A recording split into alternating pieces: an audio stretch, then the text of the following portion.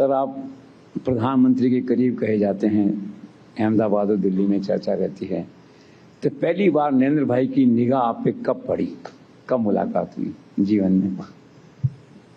सच्चाई ये है कि गवर्नर बनने से पहले मैं कभी भी प्रधानमंत्री जी को मैंने देखा नहीं, साक्षात रूप में कभी मैं मिला नहीं।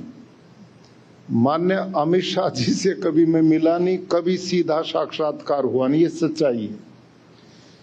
गवर्नर जब मेरे को बना दिया और उसके बाद कटसी कॉल के लिए मैं गया तो पहली बार मैंने उनके दर्शन हुए थे, पहली बार मैं मिला था, उससे पहले कभी नहीं मिला।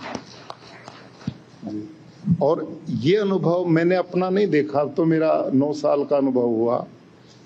तो ये पद्मश्री, पद्म विभूषण, बड़े बड़े सम्मान, ऐसे लोग मेरे को मिले जो बेचारे पैर में चप्पल भी नहीं पहन पाते थे, रात दिन अपना काम करते थे। कभी उन्होंने सोचा नहीं हमें सम्मान मिलेगा। पहली बार सैकड़ों लोग मेरे परिचय में ऐसे हैं। इन 9 साल में मैंने ऐसे लोगों को जैसे मैं था वैसा देखा। बहुत बढ़िया। कभी नहीं सोचा कि इन लोगों को सम्मान मिलेगा। इसके लिए प्रधानमंत्री नरेंद्र मोदी जी एक अलग सोच रखते।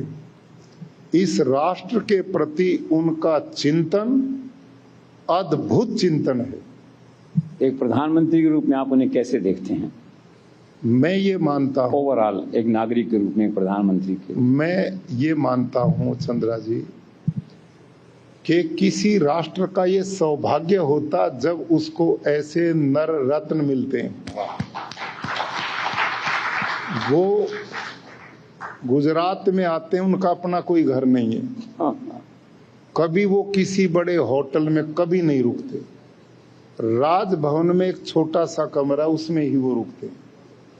और इस बीच में अनेक बार स्वाभाविक है कि मैं उनके संपर्क में आता हूँ, बातचीत होती, मैं उनके उठने को देखता हूँ, काम करने के तरीके को देखता हूँ।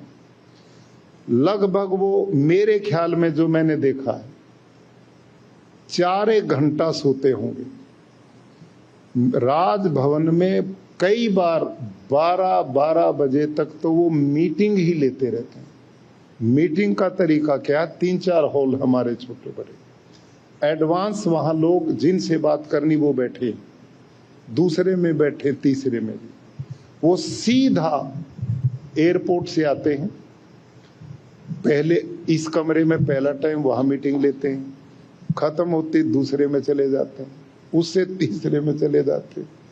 मतलब पीछे से दूसरे प्रदेशों से आ रहे हैं जहां पूरा दिन उन्होंने काम किया, आते ही यहां जुड़ जाते हैं। तो जितने लोग मीटिंग्स में भी आते हैं, मिलते हैं, तो वो आश्चर्य करते हैं कि साहब को कितनी ईश्वरीय देन है। ये महाकर्म योगी हैं। ये सामान्य व्यक्ति का काम इतना निरंतर अनथक काम करना, ये सामान्य व्यक्ति का काम है। और हर क्षेत्र में भारत का कोई ऐसा विकास का क्षेत्र नहीं है जिसमें उनकी गहरी पकड़ना और छोटी छोटी चीज को वो इतनी बारीकी से एक प्रधानमंत्री देखता होगा, और मैं सोच ही नहीं सकता। एक बार की घटना, जब स्टैच्यू ऑफ यूनिटी का शिलान्यास चल रहे थे कुछ कार्यक्रम, मेरे को सौभाग्य मिला उनके साथ, मैं बिल्कुल साथ में था।